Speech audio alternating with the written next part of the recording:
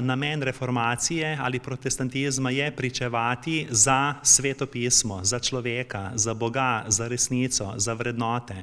Že takrat, prav tako skozi vso zgodovino. Osnovno načelo reformacije je bilo, da se mora Cerkev stalno reformirati v skladu s Svetim pismom in to ne le en dan v letu, poudarja pastor novomeške evangeljske cerkve. Kajti ljudje moramo živeti za sočloveka. In to je sporočilo humanizacija, kajti Bog sam je prišel k nam in postal človek, da bi mi bili človeški. Zato naj bi ljudje vsak dan pokazali svoj človeški obraz. V teh prazničnih dneh želim, da bi vzeli v roko kako dobro knjigo ali kaj prebrali Svetega pisma. Želim veliko prijetnih srečanj v krogu družine, mnogo lepih, obojenih spominov na naše drage pokojne. Želim mir v duši in odpočitek od dela in skrbi.